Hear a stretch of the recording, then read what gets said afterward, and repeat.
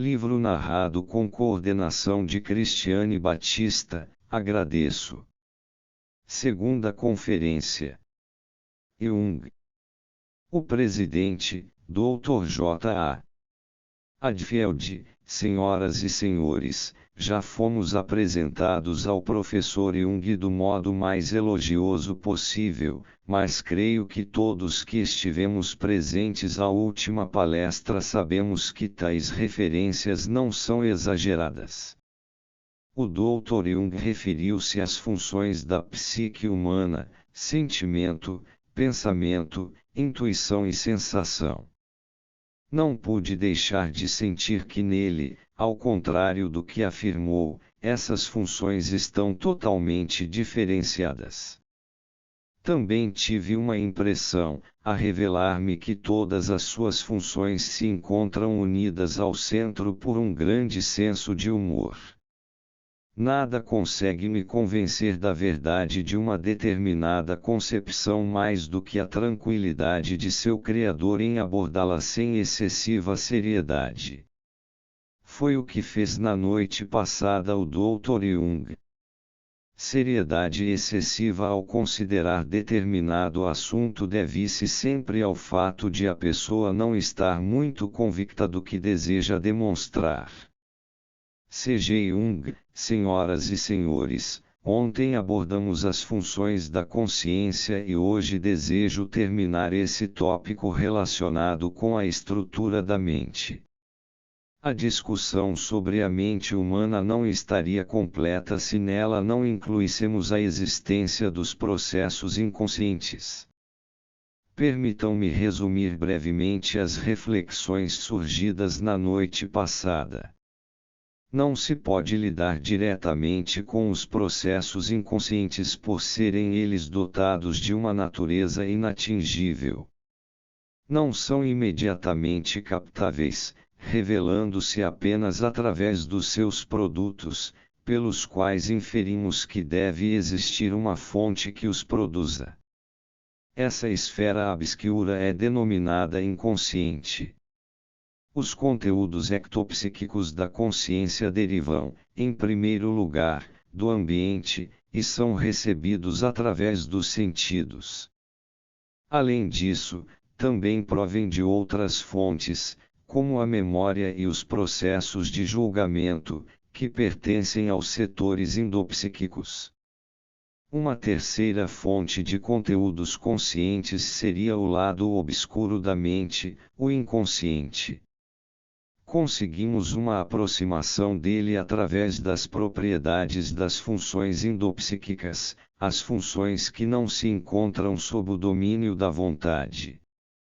São o veículo através do qual os conteúdos inconscientes atingem a superfície da consciência. Apesar de os processos inconscientes não serem diretamente observáveis, podemos classificar seus produtos, que atingem o limiar da consciência, em duas classes. A primeira contém material reconhecível, de origem definidamente pessoal, são aquisições do indivíduo ou produtos de processos instintivos que completam, inteiram a personalidade. Há ainda os conteúdos esquecidos ou reprimidos, mais os dados criativos.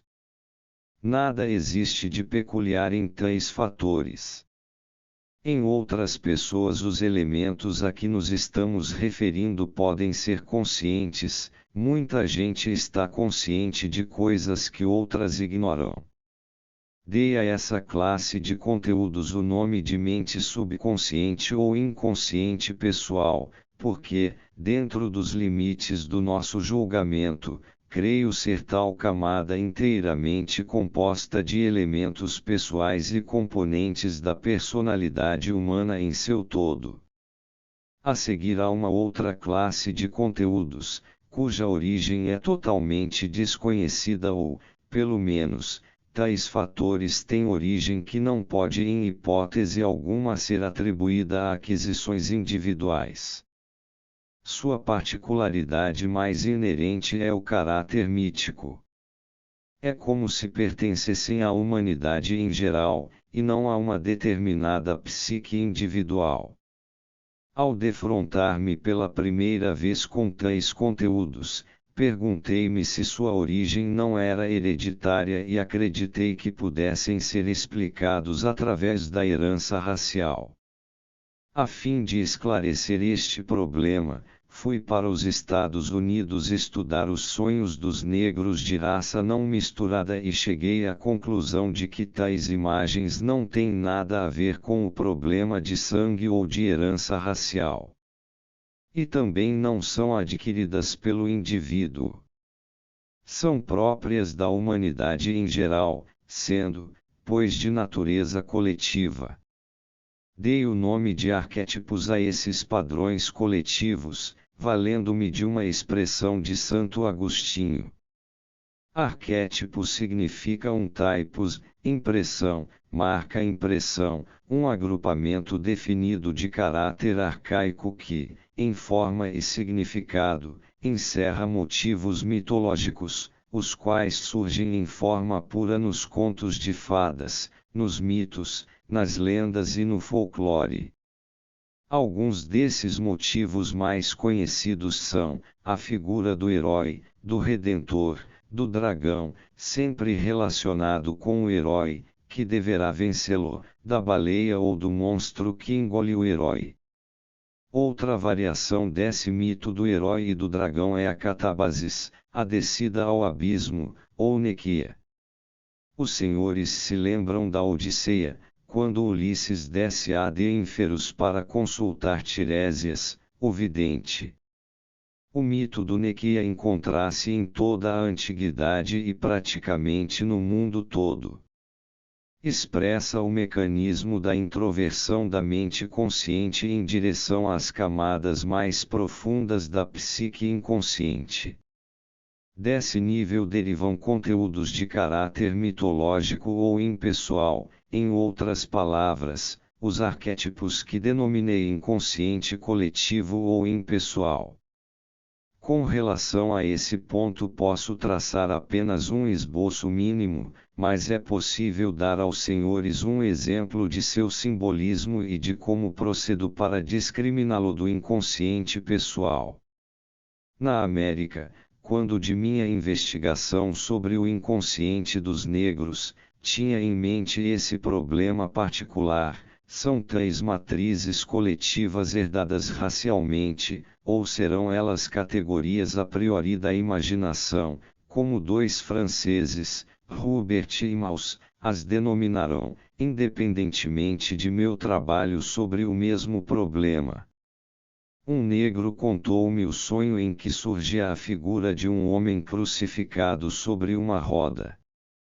Não vem ao caso relatar o sonho todo. Evidentemente, continha alusões a fatos pessoais, bem como elementos de significado impessoal, mas dele recolhi apenas o motivo que mencionei há pouco. Era um negro do Sul, sem cultura ou inteligência que particularmente se destacassem. Seria bem mais provável, dado o caráter religioso dos negros, que o negro tivesse sonhado com um homem crucificado numa cruz. A cruz seria uma aquisição pessoal. Mas a crucifixão numa roda é bem mais improvável no seu contexto cultural. Trata-se de imagem bastante incomum. É evidente que não posso provar que, por alguma coincidência, o homem não tenha visto alguma gravura, ou ouvido alguma coisa que, mais tarde, o levará a sonhar com essa figura, mas, caso não tenha acontecido nada disso, estaremos diante de uma imagem arquetípica, porque a crucifixão sobre a roda é um motivo mitológico. É a velha roda do Sol, e o sacrifício propiciatório se dirige ao Rei Sol, da mesma forma que sacrifícios humanos e de animais eram oferecidos para a fertilidade da terra. A roda do Sol é uma ideia arcaica, talvez a ideia religiosa mais velha de que se tenha conhecimento. Podemos atribuí-la às eras mesolíticas e paleolíticas, como o provam esculturas da Rodésia. A roda realmente só apareceu na Idade do Bronze, no Paleolítico ainda não fora inventada. A roda do Sol rhodesiana parece ser contemporânea de pinturas de animais muito naturalísticas como o famoso rinoceronte e os caracarás, obra-prima de observação. A roda do Sol rhodesiana é, portanto, uma visão original, provavelmente a imagem solar arquetípica. Mas tal imagem não é naturalística, pois se encontra sempre dividida em 4 ou 8 partes. Figura 3 A roda do Sol. Essa esfera de centro dividido é um símbolo que pode ser encontrado ao longo de toda a história da humanidade, bem como nos sonhos dos indivíduos que vivem no mundo atual. Podemos presumir que a invenção da roda originou-se mesmo nesta visão. Muitos de nossos inventos se originam de antecipações mitológicas e de imagens primordiais. Por exemplo, a arte da alquimia é a mãe da química moderna. Nossa mentalidade científica partiu da matriz de nossa mente inconsciente. No sonho em questão, o homem sobre a roda é a repetição do motivo mitológico grego do Ixion que, por causa de suas ofensas aos homens e aos deuses, fora amarrado por Zeus a uma roda que girava sem cessar. Dei-lhes este exemplo apenas para ilustrar e tornar mais concreta a ideia do inconsciente coletivo. Um único exemplo não pode, evidentemente, ser prova cabal. Mas também não podemos imaginar facilmente que esse negro tenha estudado mitologia grega, e é também muito improvável que tenha visto gravuras a ela relativas.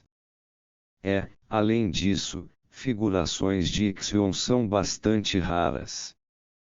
Poderia dar-lhes provas mais definitivas, para afirmar a existência de tais embasamentos mitológicos no inconsciente.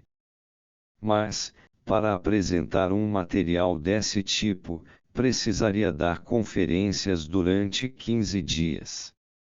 Inicialmente deveria explicar aos presentes o significado de sonhos e de séries de sonhos, traçar todos os paralelos históricos e explicar a importância de tudo isso, pois o simbolismo e o significado de tais ideias e imagens não entra em nenhum programa de universidade, e mesmo especialistas raramente são informados a esse respeito. Tive que estudar um vasto material durante anos a fio, sozinho, e não posso esperar que mesmo a mais seleta audiência esteja a par de ideias tão abstrusas. Quando chegarmos à técnica de análise dos sonhos, terei de abordar parte desse material mítico, aí surgirá a ideia aproximada do que seja o trabalho de encontrar paralelos aos produtos do inconsciente.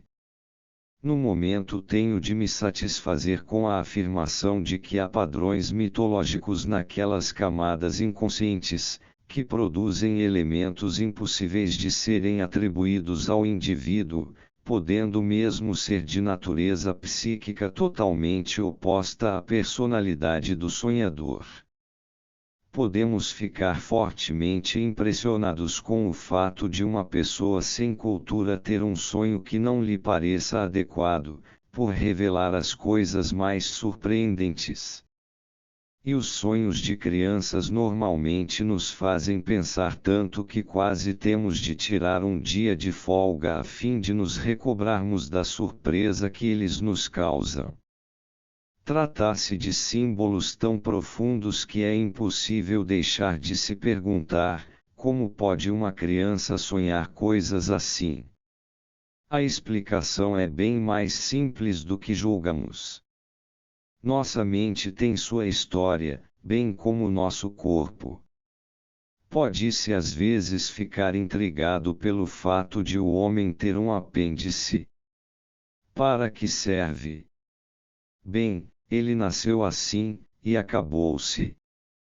Milhões de pessoas não sabem que tem um timo, mas isso não impede que ele exista.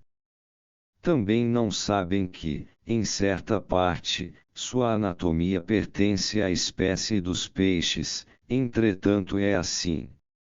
Nossa mente inconsciente, bem como nosso corpo, é um depositário de relíquias e memórias do passado. Um estudo da estrutura do inconsciente coletivo revelaria as mesmas descobertas que se fazem em anatomia comparada. Não precisamos pensar na existência de um fator místico ou coisa que o valha. Mas ao falar do inconsciente coletivo tenho sempre sido acusado de obscurantismo. Não há misticismo algum, trata-se apenas de um novo ramo da ciência e é realmente de senso comum admitir-se a existência de processos coletivos inconscientes. Pois, embora uma criança não nasça consciente, sua mente não é tabula rasa, ela vem ao mundo com uma interioridade definida, e a mente de uma criança inglesa não é a mesma, nem trabalha como a de um pretinho australiano, mas sim, no mesmo sentido que o faz uma pessoa dos dias atuais na Inglaterra. O cérebro nasce com uma estrutura acabada, funcionará de maneira a inserir-se no mundo de hoje, tendo entretanto a sua história. Foi elaborado ao longo de milhões de anos e representa a história da qual é o resultado.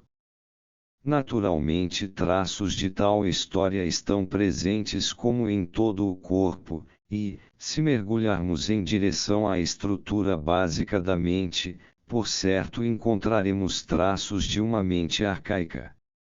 A ideia do inconsciente coletivo é bastante simples, caso contrário poder-se-ia falar de um milagre. Em absoluto, não sou do tipo milagreiro. Atenho-me simplesmente à experiência.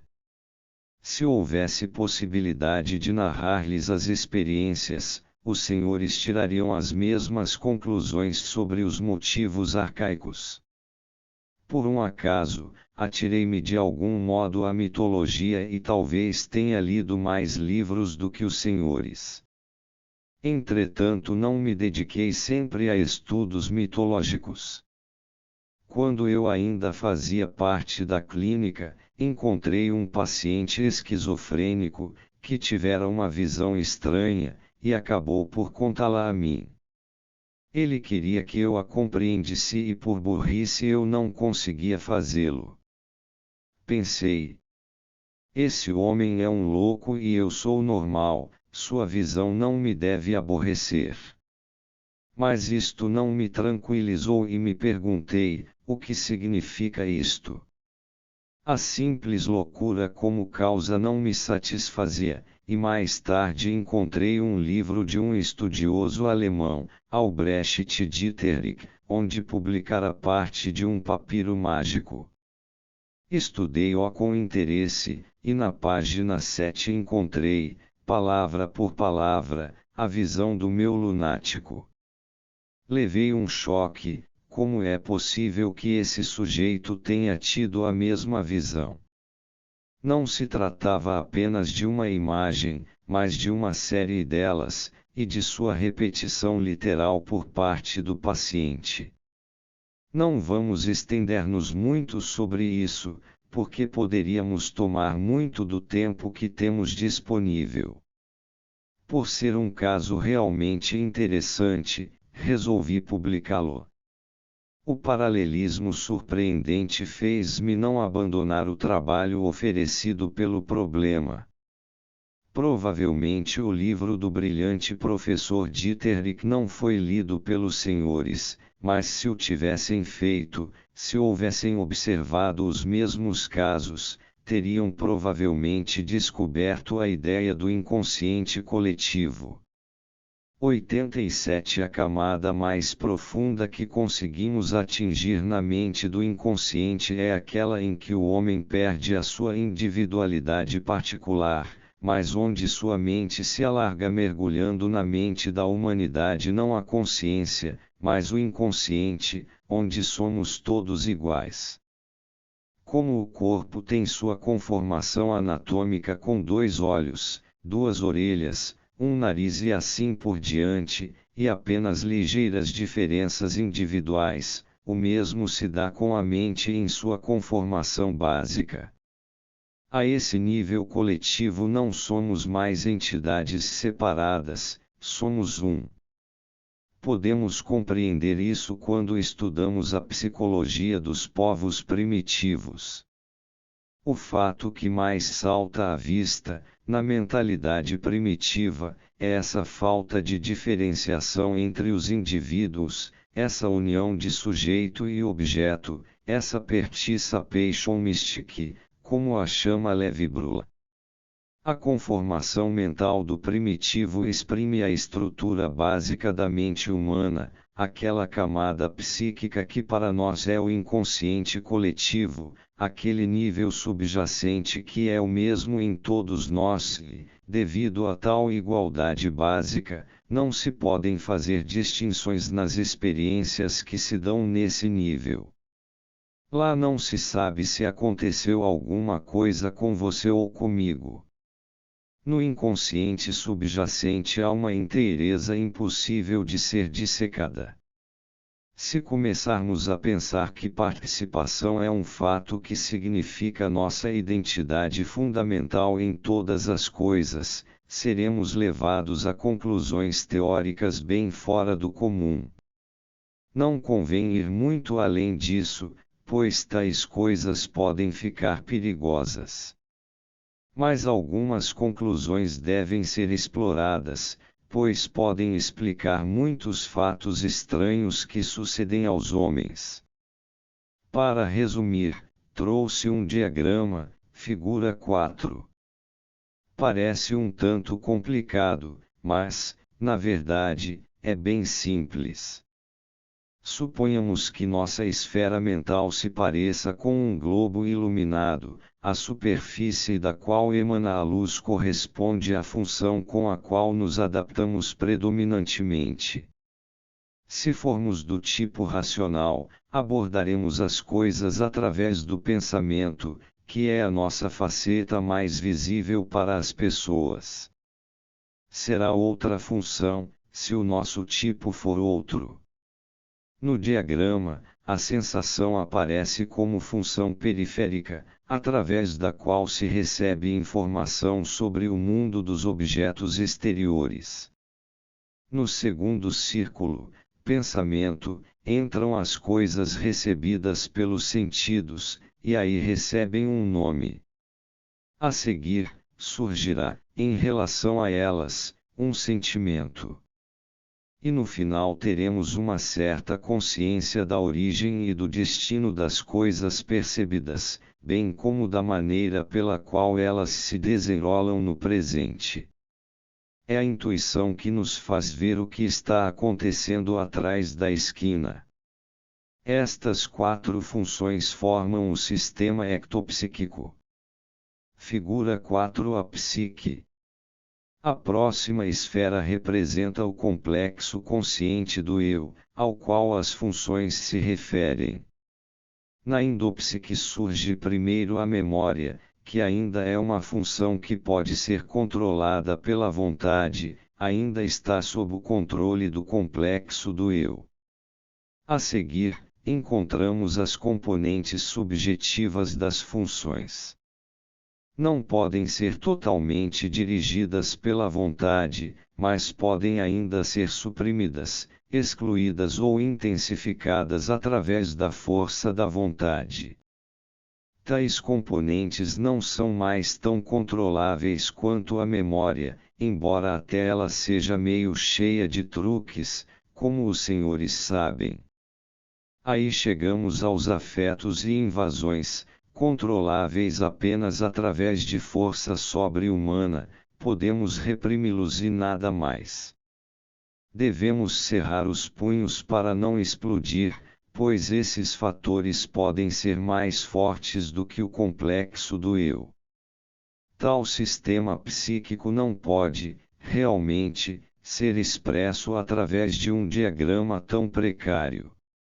O presente diagrama seria mais uma escala de valores que demonstra como a energia, ou a intensidade do complexo do eu que se manifesta como força de vontade, gradualmente decresce, à medida em que nos aproximamos da escuridão existente nos últimos degraus da estrutura o inconsciente. Inicialmente temos a mente subconsciente de base pessoal. O inconsciente pessoal é aquela parte da psique que contém elementos que também poderiam aflorar a consciência. Sabemos que mil e uma coisas são ditas de maneira inconsciente, mas essa é apenas uma afirmação relativa. Nesta esfera particular não há nada que seja necessariamente inconsciente. Há pessoas que estão conscientes de quase todas as coisas de que se possa ter consciência. Obviamente existe uma inconsciência espantosa em nossa civilização, mas ao observarmos outras raças, outros países, como a Índia e a China, descobriremos que esses povos estão conscientes de coisas que obrigariam os psicanalistas de nossos países a escavar durante meses. A pessoa simples, vivendo em condições naturais, apresenta uma consciência extraordinária de fatos que o pessoal das cidades desconhece, e de que só agora começa a ter alguma visão, sob o efeito da análise psicológica. Na escola pude observar isso muito bem, pois eu vivera no campo, entre camponeses e animais, e minha consciência estava repleta de coisas desconhecidas para outros rapazes. Tive essa oportunidade, e não encarava esses fatos com preconceito. Ao analisar sonhos, sintomas ou fantasias de pessoas neuróticas ou normais, começa-se a penetrar na mente inconsciente e é possível abolir seu limiar artificial. O inconsciente pessoal é realmente algo muito relativo, e o seu círculo pode ser restrito, tornando-se bem estreito, chegando quase a zero. E provável que um homem venha a desenvolver sua consciência a tal ponto que possa dizer nihil humanum, a me alienum puto. Eis, afinal, o cerne da semente, impossível de ser trazido à consciência à esfera do mundo arquetípico. Seus conteúdos presumíveis aparecem sob a forma de imagens que apenas podem ser entendidas quando comparadas com paralelos históricos. Caso certo material não seja reconhecido como histórico, e não se possuam os paralelos, será impossível integrar tais elementos na consciência, permanecendo eles projetados. Os conteúdos do inconsciente coletivo não se encontram sujeitos a nenhuma intenção arbitrária, nem são manejáveis pela vontade.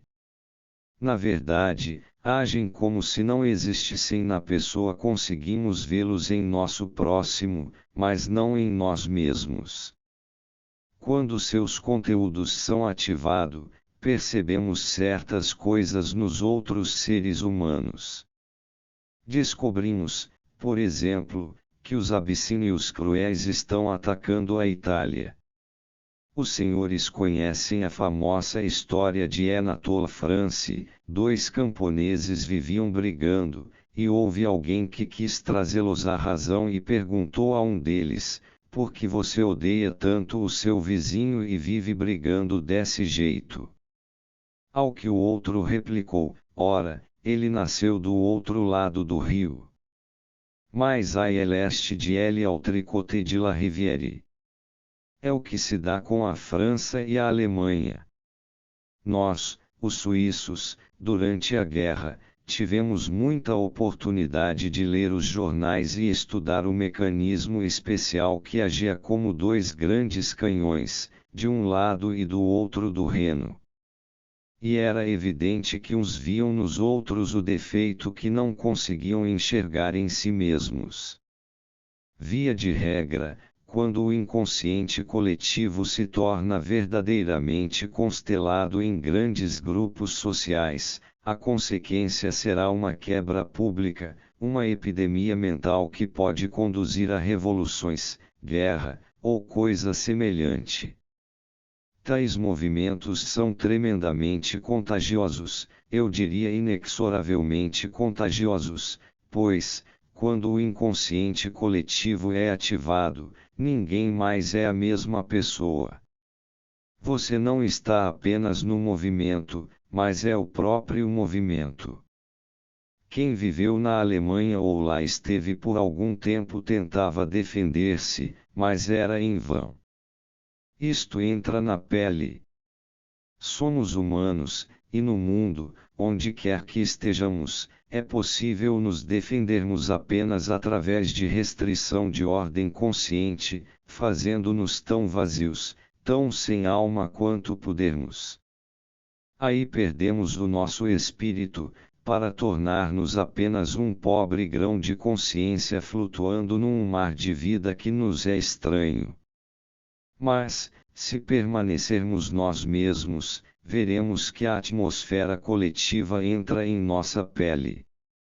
É impossível viver na África, ou em qualquer outro desses países, sem tê-los penetrados no sangue da gente. Não se pode impedir que isso aconteça, pois em algum lugar somos também um negro, ou um chinês ou qualquer outro homem do mundo. Em tal hora somos apenas seres humanos da mesma raça que todos os homens. Temos os mesmos arquétipos, assim como todos possuímos fígado, olhos e coração. Não importa que a pele seja negra. Evidentemente há uma importância relativa, pois provavelmente o negro terá uma camada cultural a menos que você. Os diferentes estratos da mente correspondem à história das raças. Se os senhores se aprofundarem no estudo das raças, como eu o fiz, farão descobertas interessantes. O americano, pelo fato de viver numa terra virgem, tem o índio dentro de si, ele também é um pele vermelha. Tanto o indígena, que provavelmente ele nunca viu, como o negro, apesar de viver na condição de pária, e dos veículos coletivos, reservados apenas para os brancos, entram no americano, e descobriremos que ele pertence a uma nação mestiça. Tal fato é totalmente inconsciente, e apenas podemos falar a esse respeito com pessoas realmente esclarecidas. É igualmente difícil falar a alemães e franceses quando se quer explicar-lhes por que vivem constantemente em divergência. Há algum tempo atrás passei uma noite agradável em Paris. Era convidado de alguns homens bastante cultos e nossa conversa foi muito boa. Pediram minha opinião sobre diferenças nacionais, e julguei o momento adequado para botar a minha colherada na mistura. O que vocês valorizam é la clarté latine, la clarté de l'esprit latin, eis porque o pensamento de vocês é inferior. É inferior quando comparado ao germânico. Ficaram de orelha em pé e eu continuei, mas o sentimento de vocês é insuperável, é totalmente diferenciado. Perguntaram-me, como assim? Repliquei, vejam, por exemplo, um café, um vaudeville, ou qualquer lugar em que se ouvem canções ou encenações dramáticas, aí se nota um fenômeno muito particular. Há um grande número de coisas grotescas e cínicas, mas de repente qualquer coisa de valor sentimental acontece, a mãe perde um filho, um romance se concretiza ou então explode qualquer fato extremamente patriótico, e a gente é forçado a ir até as lágrimas. Para vocês, sal e açúcar têm de vir sempre juntos. Mas um alemão consegue aguentar uma noite inteira só à base de açúcar, o que é impossível para os franceses. Vocês encontram uma pessoa e dizem, enxanha de faire votre connaissance, mas ninguém está enxanha coisíssima nenhuma, o que se sente na verdade é, ora, não me aborreça muito. Mas ninguém se perturba com isso. Agora, nunca digam a um alemão, enxanha de faire votre connaissance, porque ele vai acreditar nisso. Um alemão nos vende um par de suspensórios e não espera apenas, como seria natural, que o paguemos, mas sim que o amemos por isso.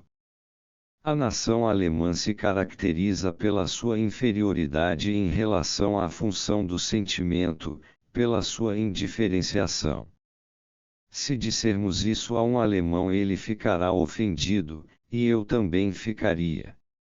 São muito apegados ao que chamam de Gemütlichkeit, uma sala cheia de fumaça, onde todos são amigos.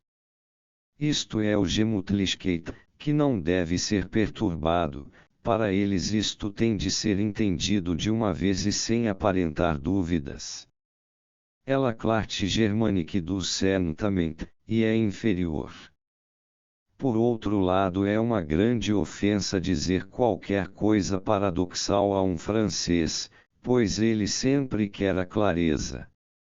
Um filósofo inglês disse, uma mente superior nunca é muito clara. É certo, e o mesmo se dá com um sentimento superior.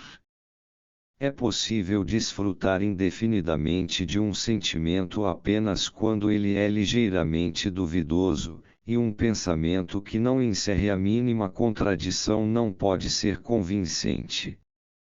Nosso problema daqui para frente será, como abordaremos a face obscura da mente humana. Poderemos consegui-lo através de 3 métodos de análise: o teste da associação de palavras, a análise dos sonhos e a imaginação ativa. Para iniciar, vamos ater-nos aos testes de associação de palavras, que para muitos dos presentes talvez pareçam ultrapassados, mas tenho de referir-me ainda a eles por continuarem sendo usados. Atualmente emprego estes testes não em pacientes, mas em casos criminais. Estou repetindo coisas sobejamente conhecidas, mas, enfim. Faça a experiência com uma lista de, digamos, 100 palavras. Disse a pessoa que se submete ao teste para reagir com a primeira palavra que lhe passe pela cabeça, e o mais depressa possível, depois de ter ouvido e entendido a palavra estímulo. A experiência só começa depois de se ter certeza que a pessoa entendeu o mecanismo. Marca-se o tempo de cada resposta com um cronômetro. Depois de terminadas as 100 palavras, parte-se para outra experiência, repetem-se as palavras estímulo e a pessoa tem que repetir as suas respostas anteriores. Em algum lugar a memória falha, tornando-se a reprodução incerta ou errônea. Tais erros são da maior importância. Originalmente o experimento não se destinava ao seu uso atual, aplicava-se aos estudos das associações mentais, sendo a mais utópica das ideias. Impossível estudar qualquer coisa desse tipo com um método tão rudimentar. Mas é possível estudar outros pontos quando a memória falha, quando as pessoas cometem erros. Usasse uma palavra tão simples que uma criança possa entendê-la e, de repente, um adulto inteligente vacila diante dela. Por quê?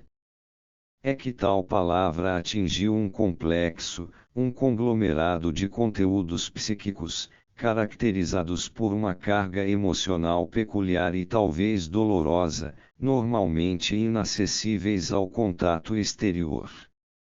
É como se um projétil arrebentasse a grossa camada da persona, em direção à camada obscura.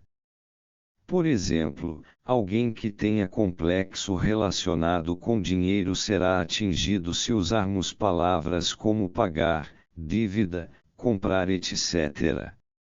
Ocorrerá um distúrbio na reação. Existem 12 ou mais categorias de distúrbios, mas mencionarei aqui apenas algumas delas a fim de proporcionar aos senhores a visão de seu valor prático. O prolongamento do tempo da reação é de grande importância prática. Decidimos se o tempo de reação é muito longo tirando a média de todos os outros tempos anteriores. Outras perturbações características são, reagir com mais de uma palavra, contrariando as instruções, engano na reprodução das palavras, reação traduzida por expressão facial, riso, movimento das mãos, dos pés ou do corpo, tosse, gaguejar, reações insuficientes expressas por respostas do tipo sim e não, não reação ao verdadeiro sentido da palavra estímulo, repetição das mesmas palavras, uso de língua estrangeira, perigo quase inexistente na Inglaterra, mais frequente entre nós, Suíça. Reprodução defeituosa quando as palavras começam a escapar à memória, ausência absoluta de reação. Estas reações encontram-se fora do domínio da vontade. Se alguém dos presentes se submeter à experiência, não haverá como escapar à verdade, nem se recusando a tomar parte, pois então já se sabe o que motivou a relutância. Se apresentarmos o teste a um criminoso e ele se recusar, tal passo será fatal, pois o motivo da recusa estará evidente. Se concordar, estará ele próprio dando o laço da forca. Em Zurique sou chamado pela corte quando surge um caso difícil, sou o último recurso. Os resultados dos testes de associação podem ser claramente ilustrados através de um diagrama, figura 5. A altura das colunas representa o verdadeiro tempo de reação ao teste. A linha horizontal pontilhada é a média comum dos tempos. As colunas em branco são as reações desprovidas de distúrbio. As colunas sombreadas apresentam reações com distúrbio. Por exemplo, nas reações 7, 8, 9 e 10 há uma série completa de distúrbios. A palavra estímulo número 7 foi muito forte e crítica e, sem que a pessoa notasse, as 3 reações subsequentes foram mais longas devido à perseveração da reação do estímulo inicial. A pessoa não tinha a mínima consciência de ter sofrido uma emoção. A reação 13 apresenta um distúrbio isolado, e de 16 a 20 temos uma série completa de distúrbios. As reações mais fortes se encontram em 18 e 19.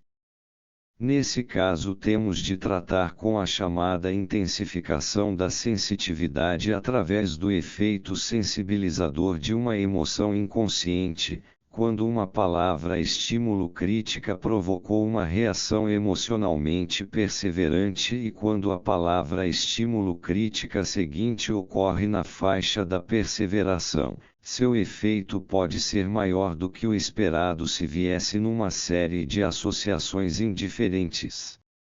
É o chamado efeito sensibilizador de uma emoção perseverante. Figura 5. Teste de associação. No tratamento de casos criminais podemos usar tal efeito ordenando os estímulos críticos de tal modo a ocorrerem no intervalo presumível da perseveração. Isto é realizado a fim de aumentar o efeito das palavras estímulo de natureza crítica. Testando-se uma pessoa suspeita, as palavras estímulo críticas devem ter conexão direta com o crime. O teste da figura 5 é de um homem de aproximadamente 35 anos, pessoa decente que me servia de base para muitos testes. Tive que trabalhar com muitas pessoas normais antes de abordar o campo patológico. Se os senhores quiserem saber o que perturbou esse homem, basta que leiam as palavras críticas e as ajuntem. É possível descobrir com exatidão do que se tratava. Para começar, foi a palavra faca que provocou 4 reações com distúrbio. A seguir, lança, bater, pontiagudo e garrafa. O registro foi feito numa lista curta de 50 palavras estímulo, permitindo-me dizer-lhe claramente o que tinha acontecido. Comecei assim, não sabia que o senhor tinha passado por uma experiência tão desagradável.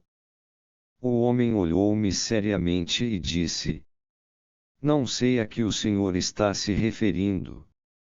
Continuei: Bem, o senhor estava bêbado, teve um caso desagradável e acabou esfaqueando alguém. E ele? Como o senhor descobriu isso? E aí confessou tudo. Ele vinha de uma família simples, mas respeitável, de ótimas pessoas. Estivera viajando, e depois de embebedar-se acabou esfaqueando alguém e pegando 1 ano de cadeia. Eis o segredo que escondia porque lançava uma mancha em sua vida. Ninguém na sua cidade, nem nas redondezas, sabia nada desse caso, a não ser eu que tropecei nele por acaso. Nas minhas experiências em Zurique também faço esse tipo de teste. Os que querem confessar são naturalmente bem-vindos. Entretanto, sempre peço aos pesquisadores para trazerem material de uma pessoa conhecida por eles e não por mim, e mostro-lhes como ler as histórias. Às vezes fazemos descobertas incríveis. Vejamos outro caso, muitos anos atrás, quando eu ainda era médico recém-formado, um velho professor de criminologia perguntou-me sobre a experiência e afirmou não acreditar nisso. Não, professor. O senhor pode submeter-se a ela quando quiser. Convidou-me uma noite, e apliquei-lhe o teste. Depois de 10 palavras ele se cansou e disse: O que você pode fazer com essas coisas? Daí não vai sair mais nada. Expliquei-lhe que não se pode conseguir nada com apenas 10 ou 12 palavras, depois de 100 pode ser que surja alguma coisa. E você pode fazer algo com o que já tem aí. Muito pouco, respondi. Mas posso dizer-lhe isso, há bem pouco tempo o senhor teve problemas financeiros, faltou-lhe dinheiro. O seu medo é de morrer de doença cardíaca, seus estudos devem ter sido feitos na França, onde o senhor teve um romance que tem voltado ultimamente à sua memória pois, frequentemente, quando se tem medo de morrer, velhas e doces recordações retornam do ventre dos tempos. Como você descobriu isso? Qualquer criança acertaria. Era um homem de 72 anos que a palavra coração associou dor, medo de morrer de síncope. Associou morte a morrer, reação natural, e a dinheiro, muito pouco, o que também é normal. Então as coisas começaram a ficar surpreendentes. Apagar associou, depois de um tempo consideravelmente longo de reação, lacemeuse, embora nosso diálogo se desse em alemão. O motivo é a famosa figura da moeda francesa. Então, por que cargas d'água esse velhinho diria lacemeuse? Quando chegou a palavra beijo, o tempo de reação tornou-se novamente longo e seus olhos brilharam quando ele disse, bonita. Aí construí a história tranquilamente. O professor jamais se expressaria em francês se a essa língua não estivesse associado um sentimento particular, e então devemos pensar na razão de ele ter usado o francês para exprimir-se. Será que ele tivera prejuízos com o franco-francês? Não havia problema de desvalorização, nem de inflação naquele tempo. Certamente esse não era o caminho. Eu estava em dúvida se a coisa era amor ou dinheiro. Mas quando chegamos a Beijo-Barra-Bonita, não houve mais dúvidas que era amor. Ele não era o tipo de homem que iria à França em idade madura, mas estudara direito em Paris, provavelmente na Sorbonne. Foi relativamente simples alinhavar a história. Ocasionalmente pode-se chegar a verdadeiras tragédias. A figura 6 é o caso de uma mulher de aproximadamente 30 anos de idade. Ela estava na clínica e o diagnóstico era esquizofrenia de caráter depressivo. A prognose era igualmente negativa. A paciente estava sob minha responsabilidade e eu tinha por ela uma afeição especial. Era impossível concordar com a prognose, pois esquizofrenia já começava a ser uma ideia relativa para mim. Eu acreditava que éramos todos um pouco loucos, mas essa mulher era estranha, e eu não podia aceitar o diagnóstico como última palavra. Infelizmente, naquele tempo conhecíamos muito pouco. É óbvio que fiz a anamnese, mas nada do que foi descoberto esclareceu o caso. Foi quando a submeti ao teste das associações, fazendo finalmente uma descoberta estarrecedora. A primeira perturbação foi causada pela palavra anjo e uma ausência total de reação à palavra obstinado. A seguir vinham mal, rico, dinheiro, estúpido, querida e casar. Bem, essa mulher era casada com um homem de posses, que ocupava uma posição muito boa, parecendo serem ambos felizes. Interroguei o marido e só consegui descobrir, como a paciente já o declarara, que a depressão chegara mais ou menos 2 meses depois que sua filha mais velha morrera, uma garotinha de 4 anos.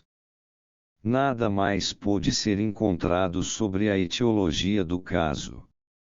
O teste de associações colocou-me diante de uma série de reações estonteantes, e até mesmo ininteligíveis para mim.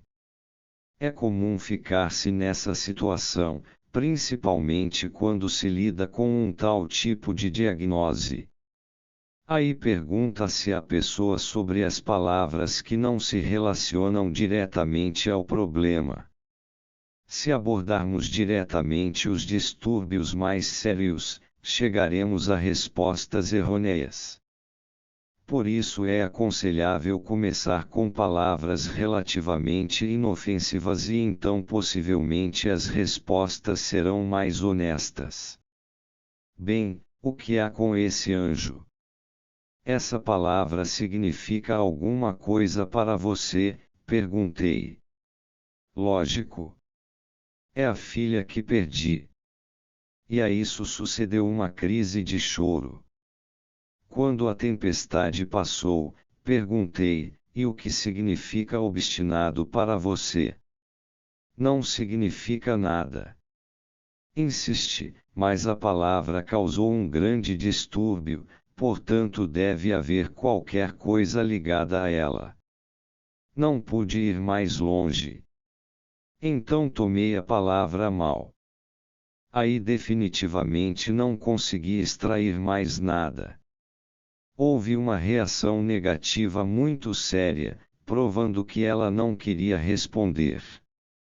Detive-me, então, em azul, e ela disse: são os olhos da criança que perdi. Eles a impressionavam muito. Evidentemente. Eram esplendidamente azuis quando o bebê nasceu. Notei a expressão de seu rosto e perguntei: por que você está preocupada? É que ela não tinha os olhos de meu marido. Depois veio a história de que a criança tinha os olhos de um ex-namorado da paciente. O que a perturba em relação a esse homem? E consegui fazê-la contar a história inteira. Na pequena cidade em que ela nascera havia um jovem muito rico. Ela provinha de uma família financeiramente estável, mas sem grande fortuna. O rapaz era da aristocracia, possuía muito dinheiro, todas as garotas sonhavam com ele, sendo pois o herói da cidadezinha.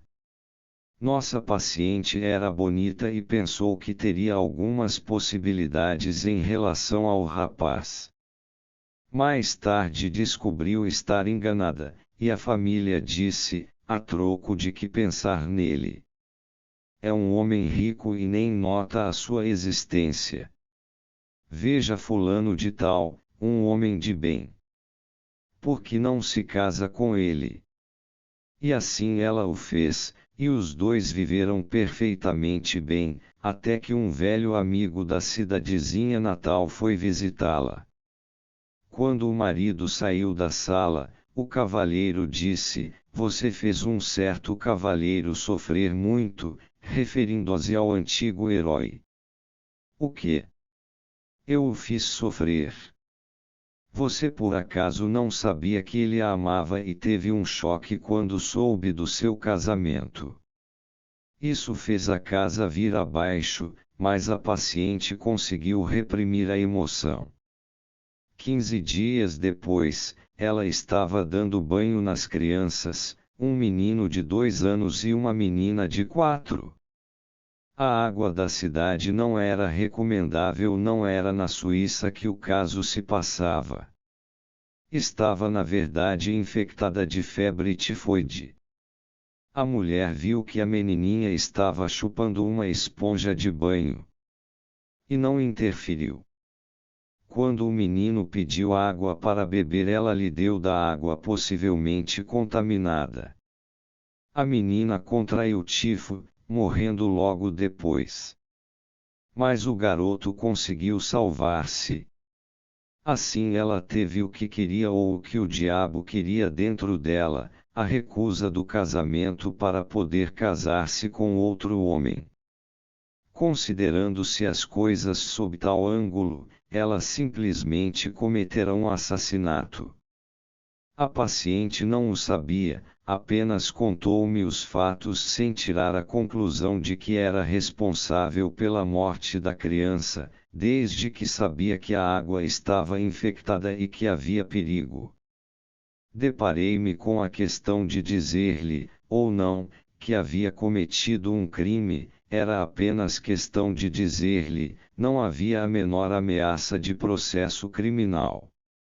Se eu lhe dissesse a verdade, sua condição poderia piorar muito, mas, de qualquer forma, já havia uma péssima prognose, mas se ela pudesse tomar consciência profunda do seu ato, haveria chances de que sua doença encontrasse cura. Afinal, tomei a decisão de dizer-lhe simplesmente: você matou sua filha. Um forte estado emocional a afogou, mas depois a paciente conseguiu chegar à realidade dos fatos. Em 3 meses pudemos dar-lhe alta, e ela nunca mais voltou. Examinei-a durante 15 anos e não houve recaída. A depressão anterior adaptava-se psicologicamente ao seu caso, a doente era uma criminosa, que em outras circunstâncias mereceria a pena máxima. Praticamente salvei-a da punição da loucura, colocando-lhe um enorme fardo sobre a consciência. Quem aceita o seu pecado pode viver com ele. Se não aceitar, tem de suportar as inevitáveis consequências. Figura 6. Teste de associação. Discussão. Dr. George Simon, Gostaria de retomar o ponto da noite passada. Lá pelo fim da conferência, o professor Jung falou em funções mais elevadas e mais baixas e afirmou que o tipo pensamento usa a função sentimento de maneira arcaica. Gostaria de saber se o reverso também é verdadeiro, o tipo sentimento pensa de modo arcaico. Em outras palavras, o pensamento e a intuição devem ser sempre considerados como funções superiores, quando relacionados à sensação e ao sentimento. Pergunto isso porque concluí a partir de outras conferências que a sensação era a mais baixa das funções, enquanto que o pensamento seria a mais elevada. É certo que em nossos dias o pensamento parece ser a atividade mais admirada. Um professor, pensando em seu trabalho, considera e é considerado um tipo muito mais importante do que o camponês que diz: às vezes me assento e penso. E às vezes só me assento.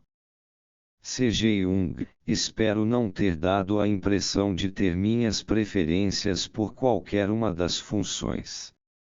A função dominante num determinado indivíduo é sempre a mais diferenciada. E isso pode acontecer com qualquer uma delas. Não existe absolutamente critério que nos permita dizer se esta ou aquela função é a melhor. Podemos apenas afirmar que a mais diferenciada se presta à adaptação do indivíduo, e a que é mais excluída pela superior não consegue diferenciar-se, pela falta de uso. Há algumas pessoas modernas que costumam afirmar que a intuição é a mais nobre das funções. Não há dúvida que as pessoas menos perseverantes preferem a intuição. O tipo sensação sempre pensa que as outras pessoas são inferiores por não terem o senso do real tão agudo quanto ele o tem, ele é o fulano real e todos os outros são aéreos e fantásticos. Todo mundo julga sua função superior, como o máximo que se pode atingir. E a esse respeito sempre corremos o risco de fazer a grande burrada, e a mais evidente. Para entendermos a verdadeira ordem das funções, é necessário em nossas consciências a mais severa crítica psicológica. Há muita gente pensando que os problemas mundiais podem ser perfeitamente resolvidos pelo pensamento. Mas nenhuma verdade pode ser alcançada sem a intervenção das quatro funções. Quando se pensa o mundo, apenas se alcança um quarto dele, os 3/4 restantes podem voltar-se contra a gente. Dr. Eric B. Strauss, o professor Jung disse que o teste de associação de palavras era um meio de estudo do inconsciente pessoal. Nos exemplos que nos foram apresentados, os problemas certamente referiam-se à consciência dos pacientes, nunca à inconsciência. Evidentemente, se quisermos dar um passo adiante e procurar o material inconsciente dos pacientes, devemos fazê-los associarem livremente sobre as reações anômalas. Estou me referindo particularmente à associação com a palavra faca, quando o professor Jung tão sutilmente captou a história do incidente desagradável. Aquilo estava certamente na consciência do paciente, pois se as associações fossem inconscientes, e se nossa formação fosse freudiana, poderíamos acreditá-las relacionadas a algum complexo de castração ou alguma coisa semelhante. Não estou afirmando isso, mas não entendo o que o professor Jung quer dizer quando afirma que o teste das associações de palavras é destinado a atingir o inconsciente. Com toda a certeza, nos casos apresentados hoje, o teste foi usado para atingir a consciência, ou, pelo menos, o que Freud denominou o pré-consciente. C.G. Jung. Gostaria muito que o senhor prestasse mais atenção ao que eu digo. Afirmei que as coisas inconscientes são muito relativas. Quando estou inconsciente de alguma coisa, esse estado é relativo. Em alguns aspectos devo saber o que se passa. Em alguns pontos os conteúdos do inconsciente pessoal são perfeitamente conscientes, mas não os reconhecemos sob nenhum aspecto ou tempo particular. Como se pode determinar se uma coisa é consciente ou inconsciente? O único remédio é perguntá-lo a algumas pessoas, não existe outro critério. Pergunta-se: você acha que teve alguma hesitação? E me respondem: não, nenhuma. Pelo menos que eu saiba, todos os meus tempos de reação foram iguais. Você tem consciência de que alguma coisa o perturbou? Não, não sei. Você se lembra do que respondeu na palavra faca? Não lembro, não? Essa ignorância de fatos é coisa das mais comuns. Quando me perguntam se conheço determinado homem, posso responder que não, porque não me lembro dele, e, portanto não estou consciente de conhecê-lo.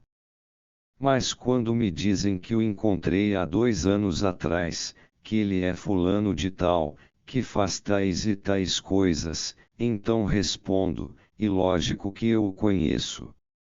Conheço-o e não o conheço. Todos os conteúdos do inconsciente pessoal são relativamente inconscientes, mesmo o complexo de castração e o complexo do incesto. Eles são perfeitamente conhecidos em certos aspectos, embora não o sejam em outros. Essa relatividade da consciência torna-se indiscutível em casos histéricos. Frequentemente descobrimos que certos fatos, aparentemente inconscientes, são inconscientes apenas para o médico, mas não talvez para a enfermeira ou para os parentes do doente. Certa vez tive que atender um caso interessante numa clínica famosa de Berlim, um caso de sarcomatose múltipla da medula, e, como o diagnóstico partira de um neurologista muito conhecido e respeitado, quase tremi por ter de dar a minha opinião. Perguntei quando surgiram os sintomas e descobri que foi na noite em que o filho da paciente deixara a casa materna para casar-se. Ela era viúva, e obviamente apaixonada pelo próprio filho. Concluí: isto não é sarcomatose, mas sim uma histeria comum, que no tempo devido poderemos provar. O neurologista ficou horrorizado pela minha falta de inteligência, de tato ou sei lá do que, e fui obrigado a retirar-me.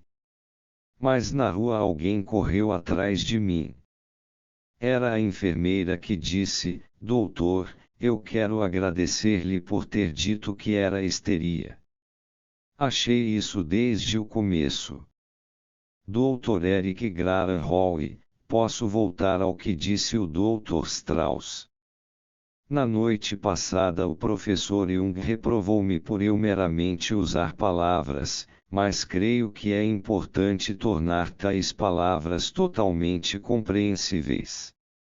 Imagine o que aconteceria se o senhor me dissesse que a experiência seria feita com a palavra místico e quarta dimensão.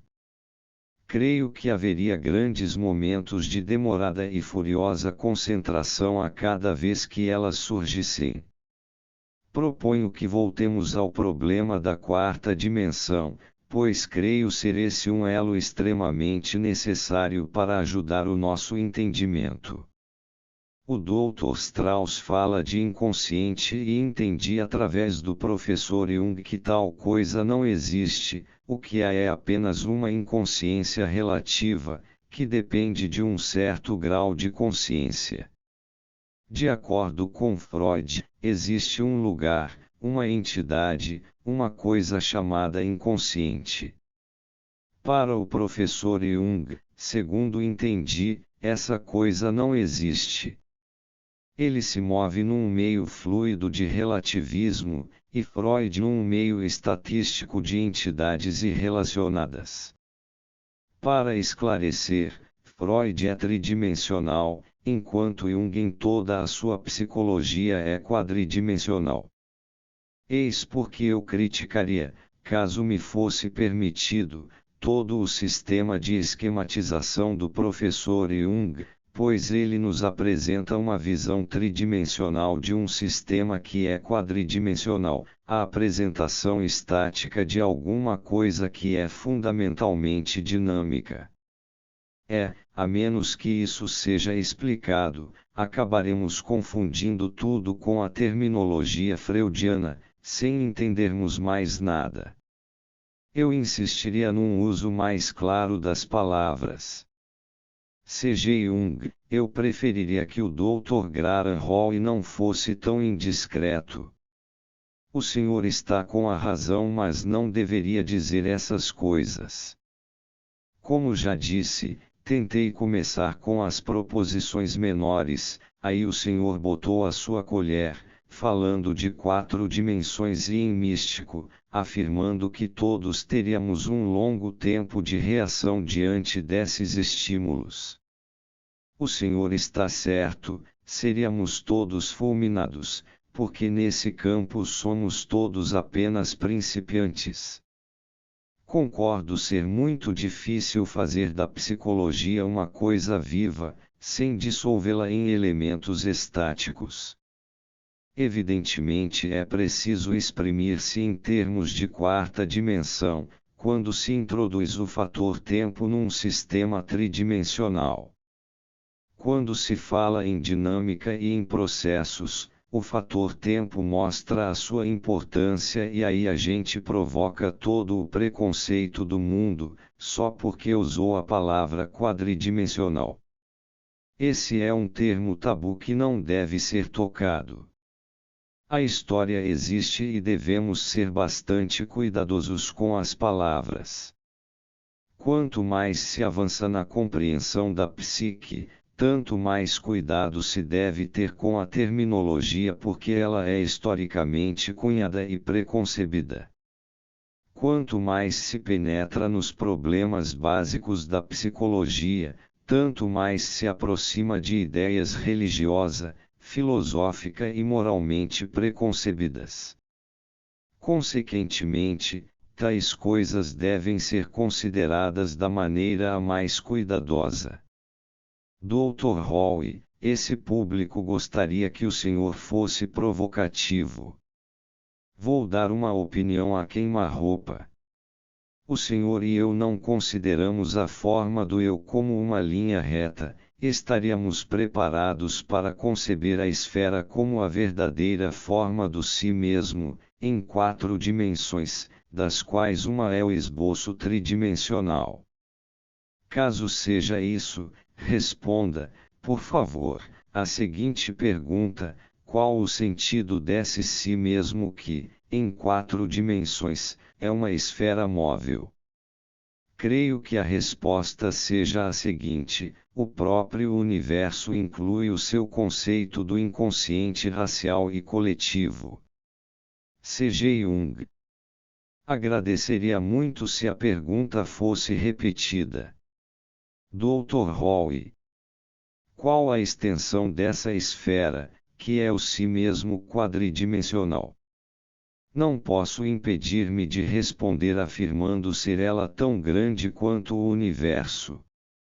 C.G. Jung, trata-se realmente de um problema filosófico e a sua conclusão requer um bom domínio da teoria do conhecimento. O mundo é aquilo que imaginamos.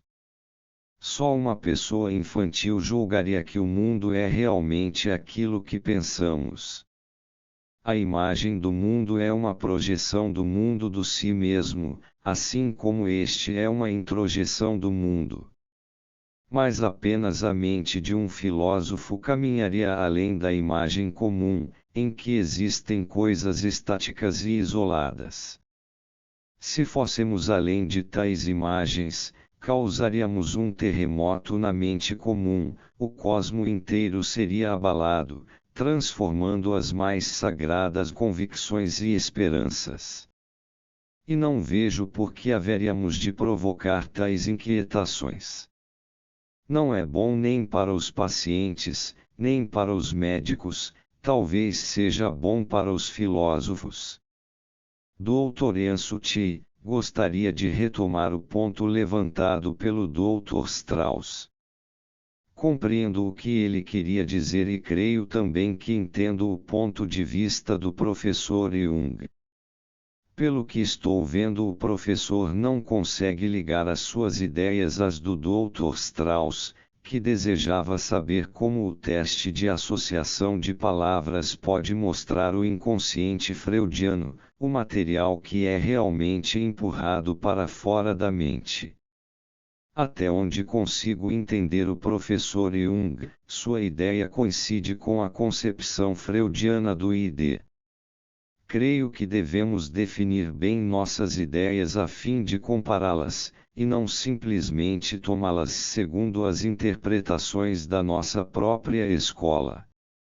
C.G. Jung, devo repetir mais uma vez que meus métodos não descobrem teorias, mas sim fatos, e digo aos senhores que fatos eu descobri através desses métodos. Não posso descobrir um complexo de castração ou um incesto reprimido, ou qualquer coisa semelhante. Descubro somente fatos psicológicos, não teorias. Creio que os senhores confundem muito teoria com fato, ficando talvez desapontados que a experiência não revele um complexo de castração ou qualquer coisa do mesmo tipo. Mas esse complexo é uma teoria.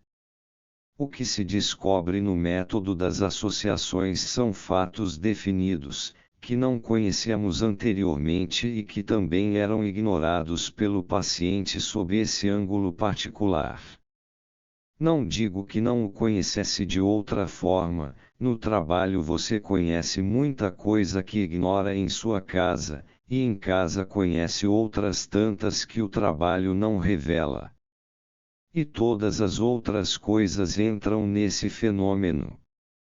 É o que chamaríamos de inconsciente.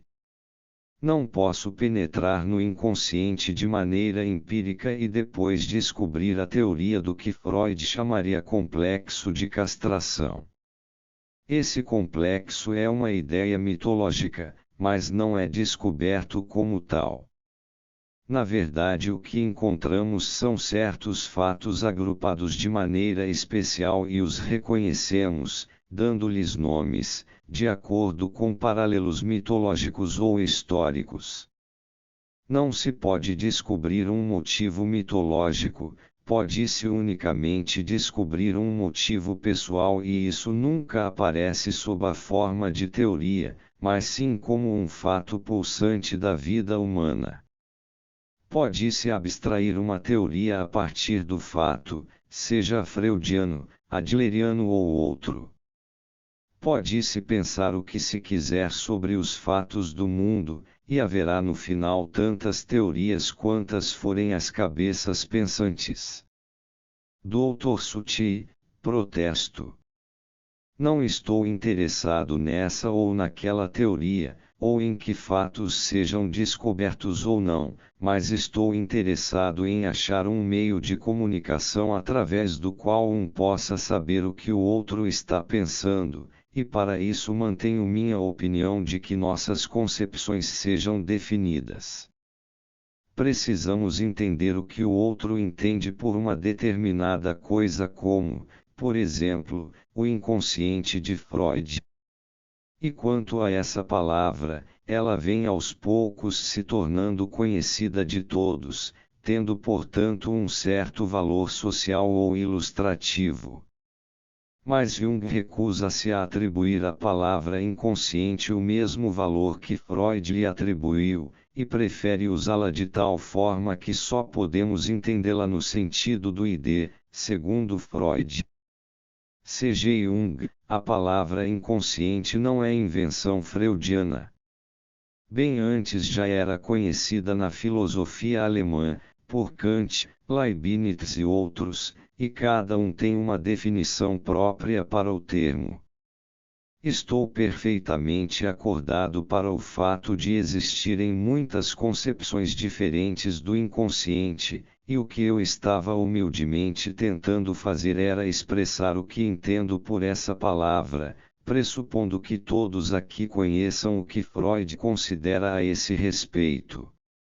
Não quero menosprezar a importância de Kant, Leibniz, von Hartmann ou de qualquer outro homem, incluindo Freud, Adler etc. Estava apenas expondo o que eu entendo por inconsciente.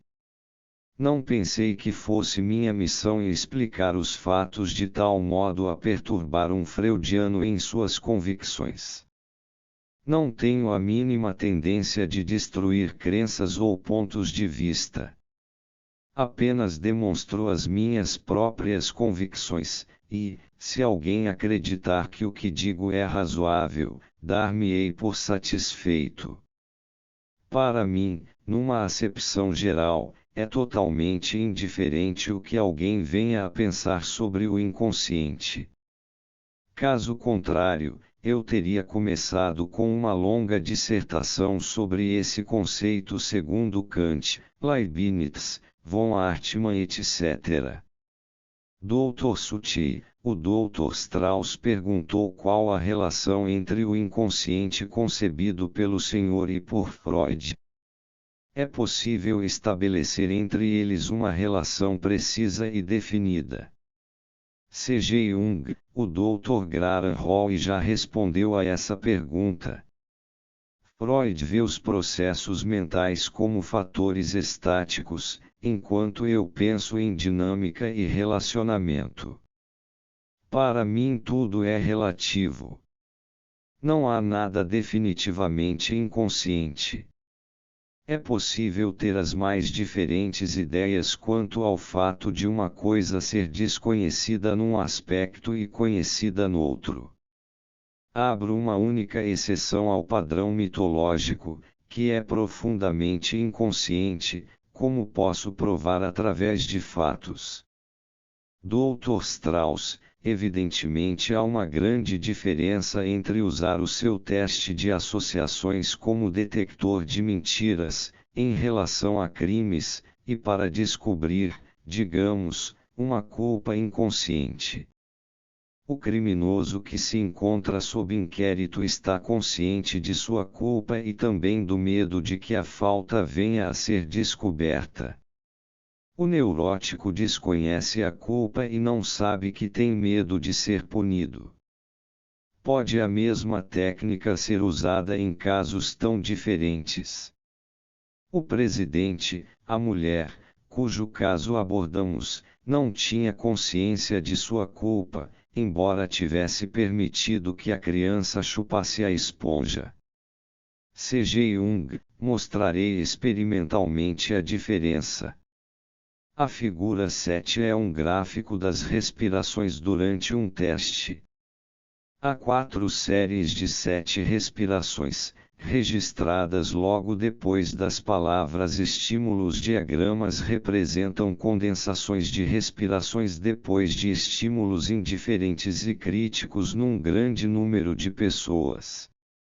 A apresenta respirações depois de estímulos indiferentes. As primeiras inspirações, depois de proferidas as palavras, são contraídas, restritas, enquanto que as seguintes já alcançaram a normalidade. Em B, onde o estímulo era bem crítico, o volume da respiração é mais restrito, sendo que às vezes atinge até a metade do seu tamanho normal. Figura 7 Teste de associação, respiração.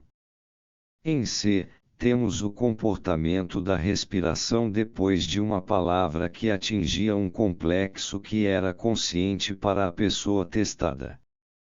A primeira inspiração é quase normal, e apenas mais tarde surge uma certa restrição. Em D, a respiração se dá depois de um estímulo relacionado a um complexo do qual a pessoa estava inconsciente. Neste caso, a primeira inspiração é acentuadamente pequena, e as seguintes encontram-se um pouco abaixo do normal. Os presentes diagramas ilustram muito bem as diferenças de reações entre os complexos conscientes e os inconscientes. Em C, por exemplo, o complexo é consciente. A palavra estímulo atinge a pessoa causando uma inspiração profunda.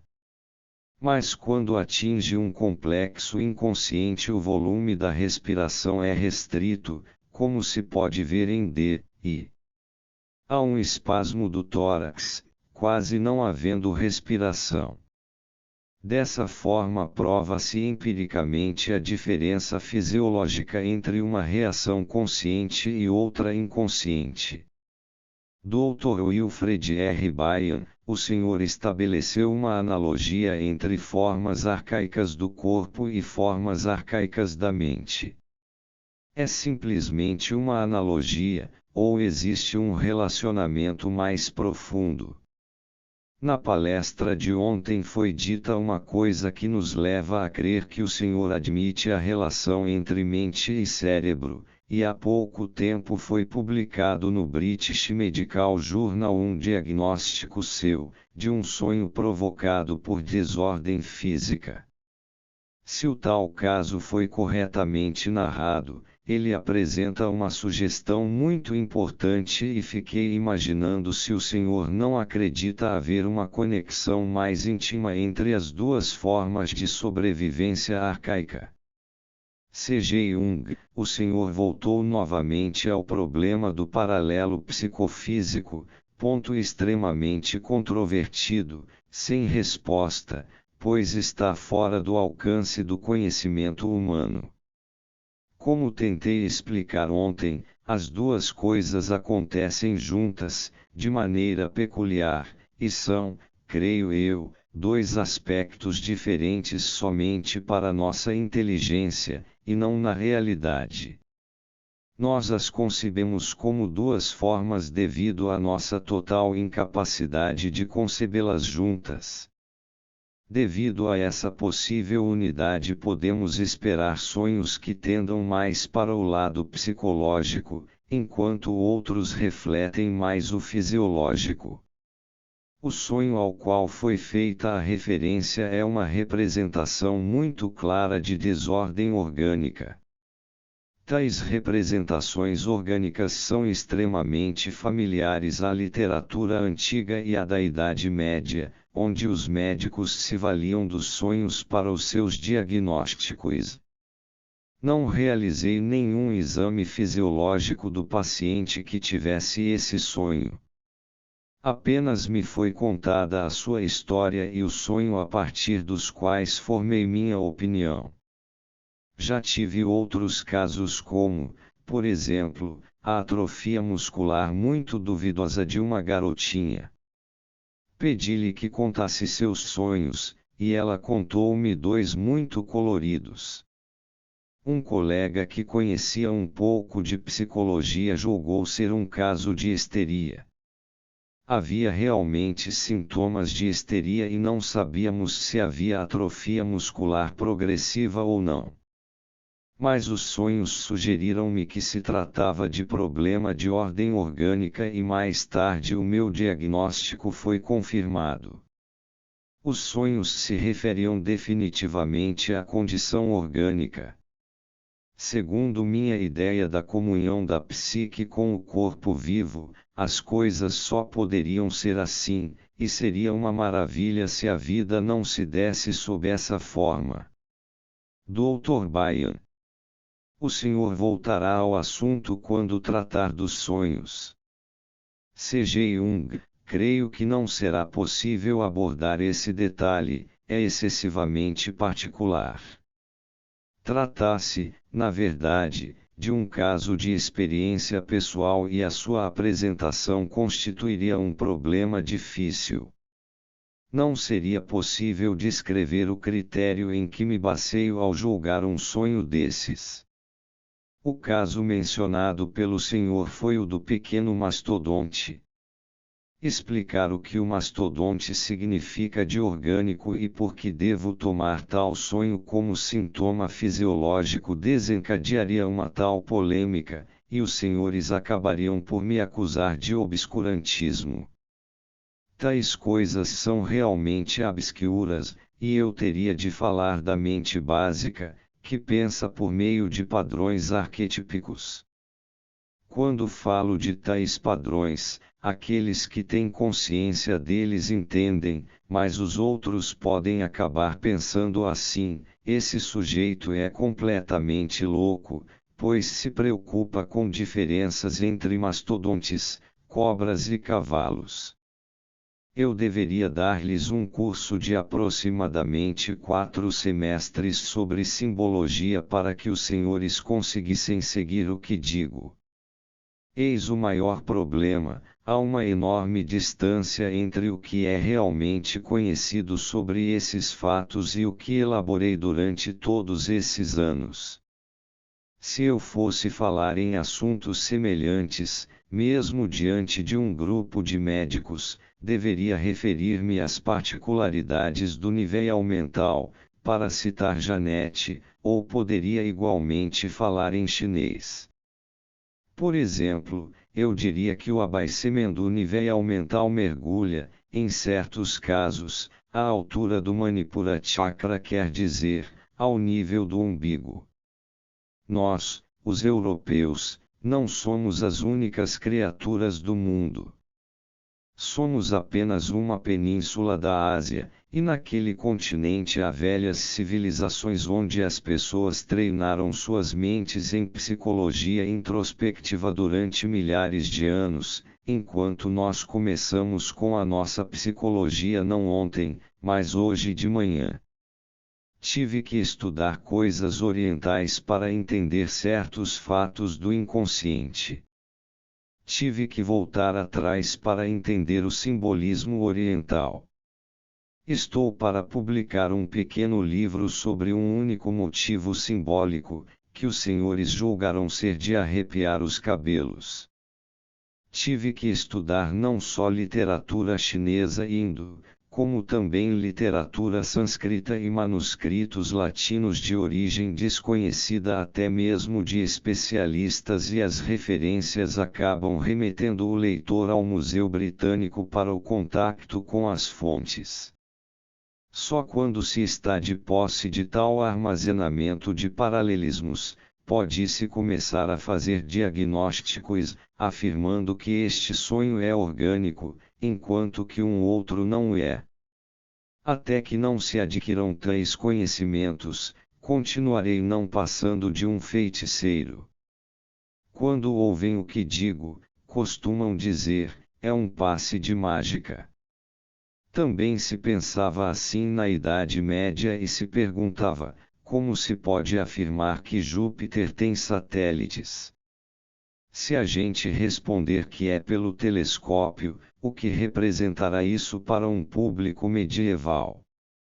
Não quero me superestimar por isso, fico sempre perplexo quando meus colegas perguntam: como você estabelece um diagnóstico desses ou chega a tal conclusão?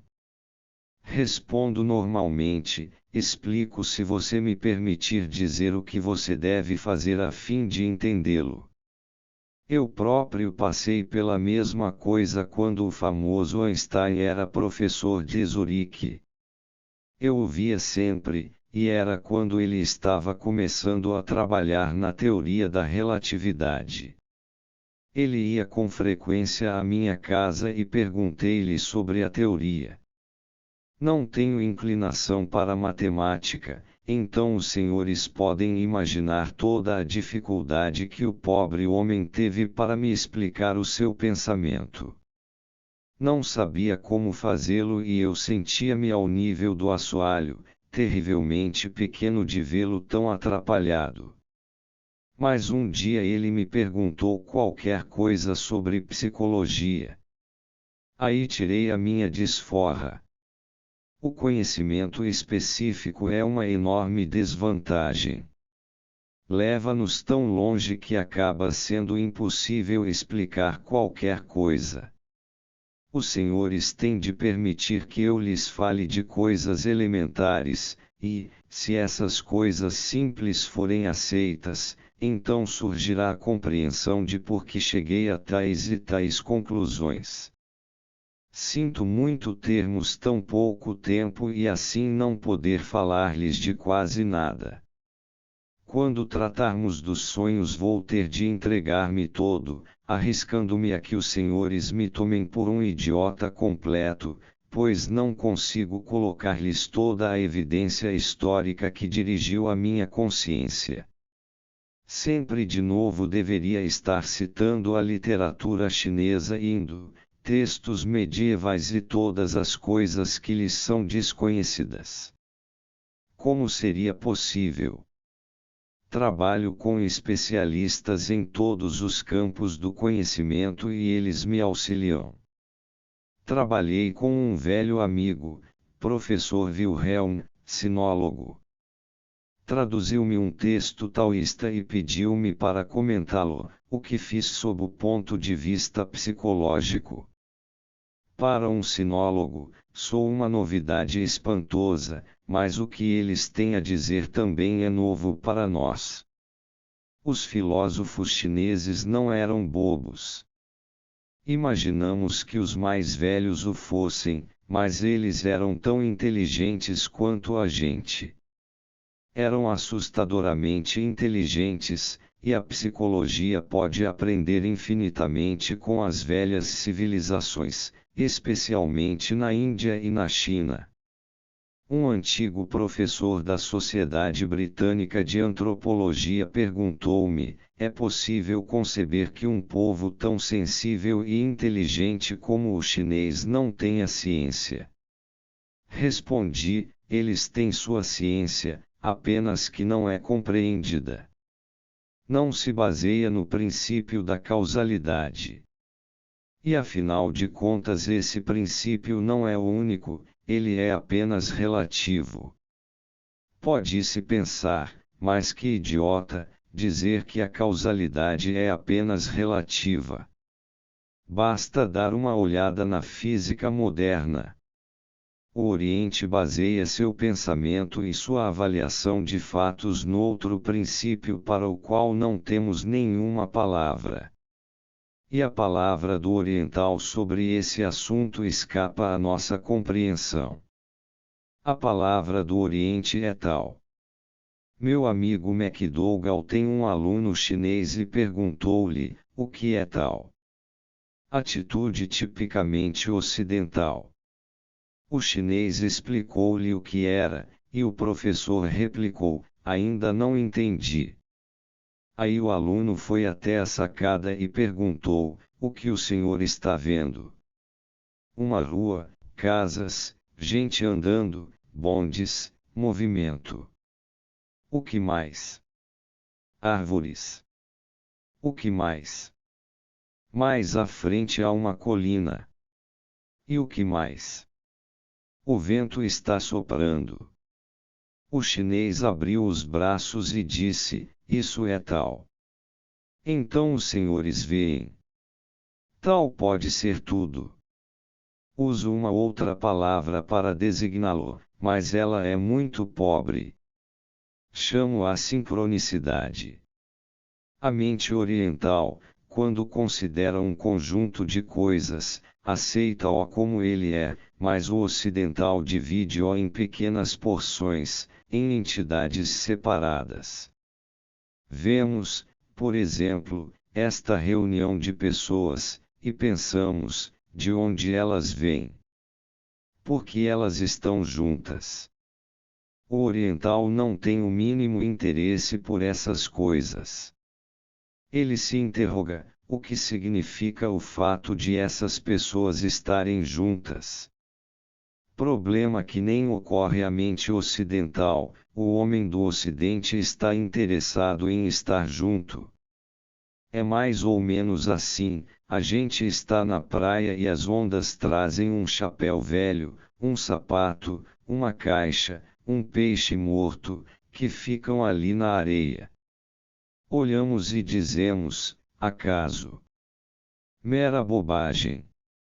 O chinês se pergunta: o que significam todas essas coisas juntas?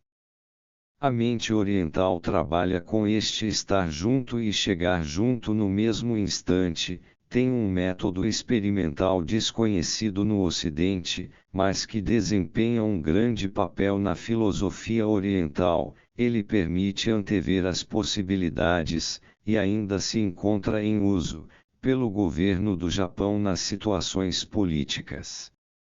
Foi usado, por exemplo, na Grande Guerra. Sua formulação data de 1143 a.C.